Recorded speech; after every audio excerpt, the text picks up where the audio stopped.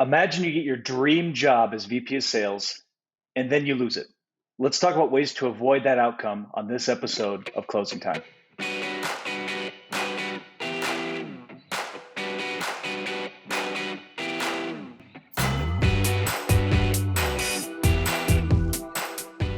Hi, I'm Dave Osborne, Chief Sales Officer at Insightly, and you're watching Closing Time, the show for go-to-market leaders. Today, I'm joined by Amy Volas, Strategic Advisor for Startups in the SaaS space and owner of Avenue Talent Partners. Welcome to the show, Amy.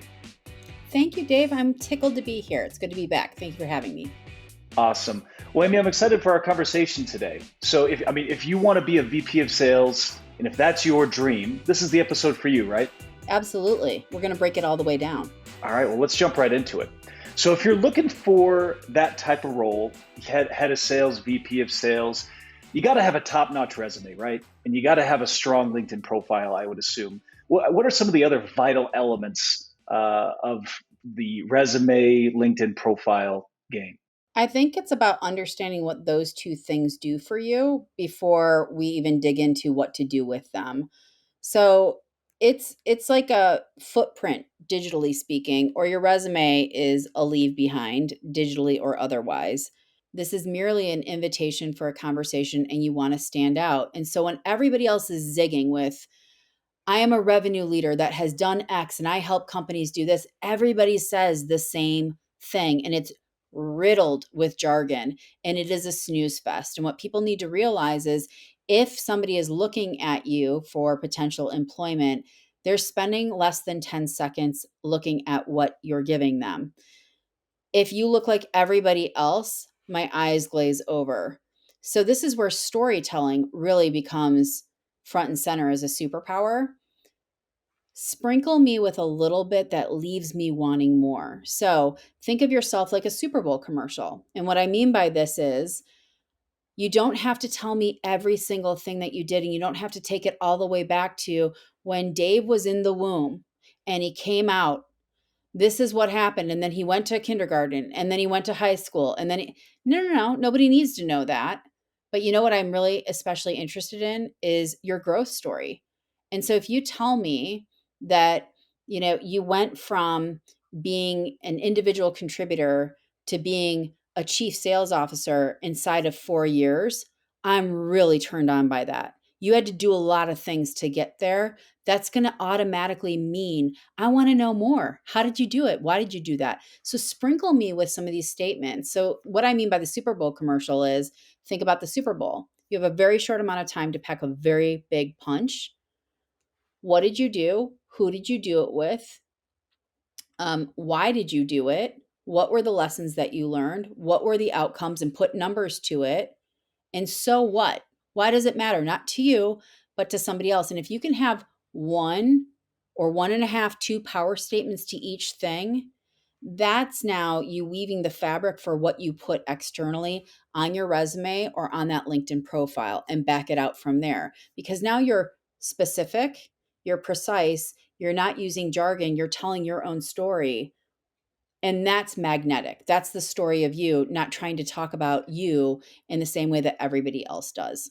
No, I love that. Thanks, Amy. I mean, I can't tell you how many resumes or profiles I see that are just riddled with hollow bullet points, right?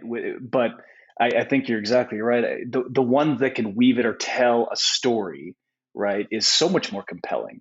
So I think that's some great advice. Okay, so we're going to have multiple interviews, obviously with many different stakeholders, both within the organization, potentially board members. What types of questions should VP of sales candidates expect to be asked, and what's the best way for them to prepare? So, the best way for them to prepare is to know exactly what they've done, what they do well, what they want to be doing, and to be able to back that up to quantify and qualify their big statements. So, the number one reason why a VP of sales doesn't get through in my process or with my clients, they can't get specific. They make really big statements like, I tripled the business. Well, how did you do that? So I hired a bunch of people. Okay, what was your plan? Well, I have a playbook. Like, see how it's like pulling teeth, and it's like what's in your playbook? How did you orchestrate your playbook? Why did you create your play? How often do you iterate your playbook? What are the factors, like how did you put those dots together? It's that kind of stuff that's really missing. So when you are preparing for a role, one of my best tricks that I tell people is get the job description, and each and every step understand what their goal is for that. So am I meeting with Dave and Chip at the same time? So Dave heads up sales and Chip heads up marketing. What would they like to get out of this? And then I'm going to listen and make notes. And based on those notes of how you're telling me what to expect, I'm going to come to the party really well prepared of, so Dave really cares about my ability to forecast. Okay, so I'm going to talk about when I've had to create a forecast from scratch. And then I'm going to talk about when I inherited a forecast that was horrible, and it was the worst thing since sliced bread because we couldn't forecast the business because it was terrible, and how I stepped in to fix it. And then I'm going to talk about when I was the person that had a forecast and made all the mistakes when I was early on in my career and what I learned from that. So I've got now 3 different use cases of a forecast that's going to make me really magnetic to you because A, I started out and I learned and I got better for it. B, I've inherited a forecast where I had to fix it. These are the things that I did and how the business got better as a result of it. And C, here's how I can create one from scratch. Which one do you need? So that's the preparation. In terms of the questions, ask questions or be prepared for questions that are mapping back to the task at hand. And so, what is the job? If the job is a turnaround, you're going to have questions about how you've done that before. If the job is a brand new build, you're going to have questions about how you've done that before. And the questions that you should be asking, I'm not going to tell you about that either because the best leaders, they're super curious about what makes you tick. And it's okay if you get stage fright or you freeze up. Lots of people do. My best trick for that is make notes during the interview. And if it's on Zoom, have that digital body language to say, Dave, you know what? I hope you don't mind. You've got my undivided attention. I promise you, I'm not on Twitter. I'm actually making notes over here because I'm listening to what you're saying and I want to make sure I don't miss anything. So when you're telling me something, Dave, and it's interesting to me and I want to drill in and I don't want to be rude and interrupt you, I'm going to make note of that. So when you say, what do you think? I can say, you know what, Dave, you were talking about forecasting and you said that you use spreadsheets. I'd like to better understand why it's just spreadsheets because you also use Salesforce. What's the difference there? And then you might say to me, well, we've never had a sales ops person. And then, see how that's now we're actually talking about something real. So prepare to get granular. I think coming right back to like the resume, LinkedIn profile, right? We got to be prepared to talk high level, big picture stuff, but on very specific items, we got to be ready to go 2, 3, 4 layers deep, right?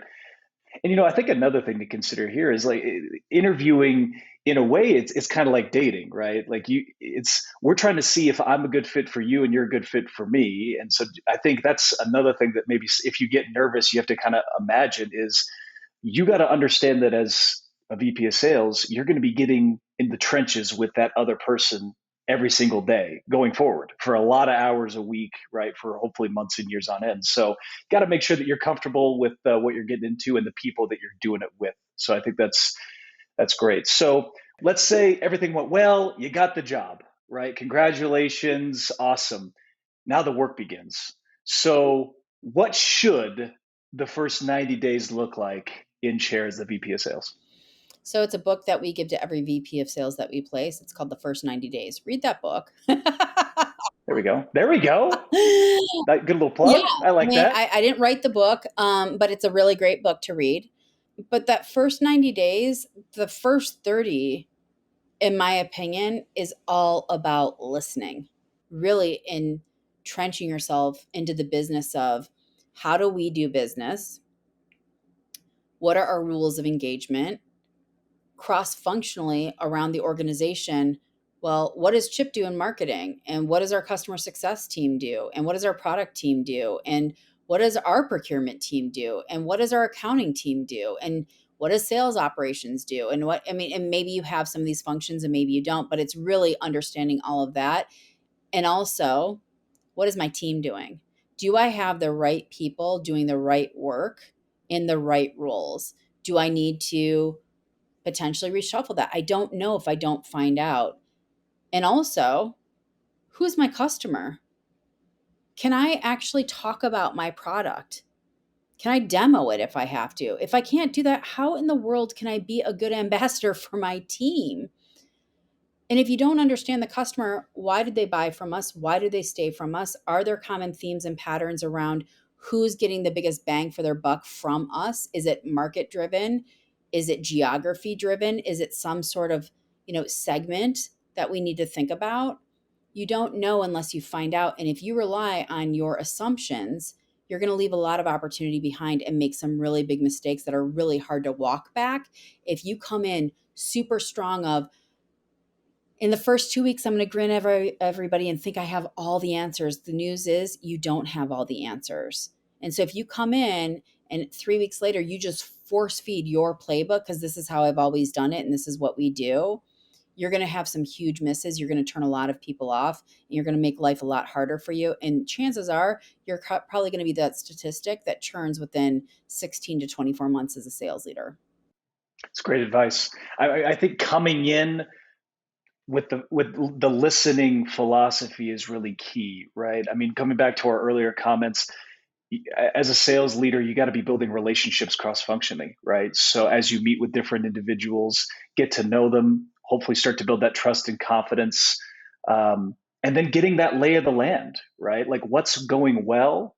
What are things that we should continue to invest and build on? What are things that are not going well or points of friction that we can focus on for the next few weeks or months? I think another common thing that people would think about here is, or that I hear is, why are we doing this process or this thing this way?